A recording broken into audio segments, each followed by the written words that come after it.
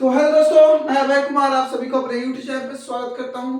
दोस्तों आज हम सीखेंगे लीनियर डिफरेंशियल इक्वेशन के टाइप के कोई भी क्वेश्चन हो तो कैसे उन्हें सॉल्व करेंगे। वीडियो स्टार्ट करने से पहले आपसे एक रिक्वेस्ट है, वीडियो को आप प्लीज लाइक कर दें, शेयर कर दें और सब्सक्राइब कर दें। शेयर करने से आपको दोस्तों का फायदा होगा, उनका प्रॉब्लम सॉल्व होगा।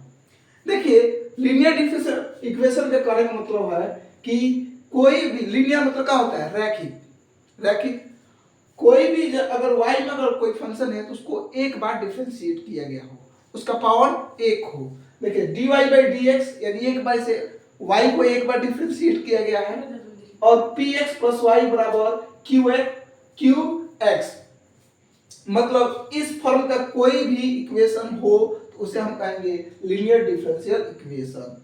लीनियर डिफरेंशियल इक्वेशन का मतलब होता है कि डिफरेंशिएशन के बराबर कोई x के फॉर्म में कोई फंक्शन हो। देखिए अगर यहाँ y के ये एगो तो y यहाँ होना चाहिए, इसके बाद बराबर के बाद y नहीं आना चाहिए, y का कोई भी पावर नहीं आना चाहिए। जो भी फंक्शन होना चाहिए किस में होना चाहिए, x में होना चाहिए। और दूसरी एक चीज और ध्यान देंगे कि इसका dy बाई dx का जो कोफिशिएंट है, इसका जो कोफिशिएंट है हमेशा एक होना चाहिए।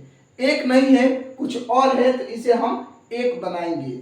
सपोज डेट मान लीजिए कि 5 dy बाई dx ऐसे करके हो कोई चीज, तो इस 5 को हम हटाएंगे। हटाने का तरीका क्या है, 5 से इसमें भाग कर देंगे, भाग मतलब डिवाइड कर देंगे। 5 से डिवाइड करेंगे तो dy by dx plus py by 5 बराबर qx बराबर 5। तो अगर कोफिशिएंट है तो कोफिशिएंट हटाएंगे। ध्यान दीजिएगा, दो तीन बात है, आराम से सुनिए। हमारा पहले बात सुनिए, डिफरेंशियल इक्वेशन किसे, लीनियर डिफरेंशियल इक्वेशन किसे बोलेंगे, जब y को एक बार डिफरेंशिएट किया गया हो। अब इक्वेशन जब डिफरेंशिएशन के बराबर में कोई x के फॉर्म में फंक्शन दिया हो, केवल x के फॉर्म में फंक्शन दिया हो, x के ना कि y एक तो यहाँ आना चाहिए, एक यहाँ आना चाहिए, बाकी कहीं y नहीं आना चाहिए। तो इस फॉर्म का कोई भी इक्वेशन होगा तो उसे हम कहेंगे डिफरेंशियल इक्वेशन। अगर यहाँ dy बाई dx का कोई भी कोफिशिएंट आ जा रहा है तो उस कोफिशिएंट को हम पहले हटाएंगे, उसको किसी भी कर इस फॉर्म में लाएंगे। हटाने का नियम क्या होता है, या तो आप भाग कीजिए या तो आप गुना कीजिए। इतना बात समझ में आ रहा है। अब हम जानेंगे कि इसे सॉल्व कैसे करते हैं, वर्किंग रूल क्या है, तो अगर इस फॉर्म में है तो पहला हम आइडेंटिफाई करेंगे px के फॉर्म में और q के फॉर्म में कौन कौन सा चीज है, जिससे कि मान लीजिए क्वेश्चन ऐसे हो जाए।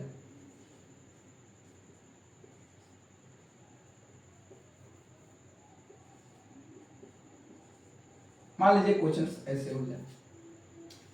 इस 1 डैश का मतलब होता है कि y को एक बार डिफरेंशिएट किया गया है। 2 डैश का मतलब होता है कि y को 2 बार डिफरेंशिएट किया गया है। 1 के पावर y को अगर एक डैश हो तो इसे एक बार डिफरेंशिएट किया गया है। कई बार किया गया है, एक बार किया गया है। अगर y को 3 डैश हो तो इसे 3 बार डिफरेंशिएट किया गया है। बातें समझ में आ रही है। अगर यह y के फॉर्म में है तो इन्हें कहेंगे कि this differential equation is in form of y, मतलब यह जो डिफरेंशियल इक्वेशन है ये y के फॉर्म में है। समझ में आ रहा है आपको। अब हम बताएंगे, एक बात हो गया कि भाई बना लेंगे इसको डिफरेंशियल इक्वेशन।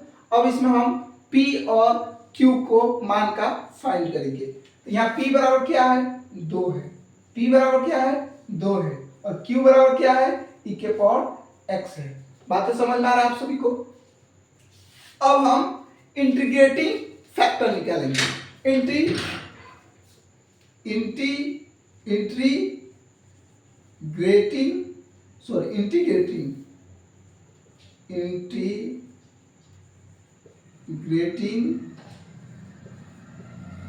फैक्टर निकालेंगे। इसके बराबर होता है, इसको शॉर्ट में IFP बोलते हैं। तो इसके बराबर होता है आई एफ इक्वल टू ई के power integration of P D x. अब अगर यह निकाल लेते हैं तो इसको निकालने का तरीका क्या है, पहले p को इंटीग्रेट करेंगे उसके बाद e के पावर में चढ़ा देंगे। तो अगर हम p का इंटीग्रेट करते हैं तो p बराबर 2 है, यानी 2 को इंटीग्रेट करेंगे। थोड़ी देर इसे हम इरेज कर लेते हैं। तो p को इंटीग्रेट करेंगे, p बराबर क्या है बाब 2 है, 2 बाहर हो जाएगा 2x आ जाएगा। अब इंटीग्रेटिंग फैक्टर बराबर क्या आ गया आपका e के पावर 2x। अब हम लिखेंगे जनरल इक्वेशन, यहां लिखेंगे general equation of linear differential equation. ठीक है, वी राइट लिखेंगे। ठीक है, इसका लिखने का तरीका क्या होता है, y into integrating factor is equal to integration of q into integrating factor का इंटीग्रेशन। अब इसको हम सॉल्व करेंगे। इसको सॉल्व करने का तरीका क्या है, अब यहां लिखेंगे y इंटू इंटीग्रेटिंग फैक्टर क्या है आपका e के पावर 2x। ठीक है, बराबर q बराबर क्या है बाबू e के पावर x, फिर इंटू सॉरी हाँ ठीक है, फिर इंटू e के, फिर इसको मल्टीप्लाई करेंगे तो e के पावर 2x का इंटीग्रेशन। दोस्तों थोड़ा सा पेशेंस रखिए, हर एक सवाल को बहुत ही सरल तरीका से बनाया जाएगा।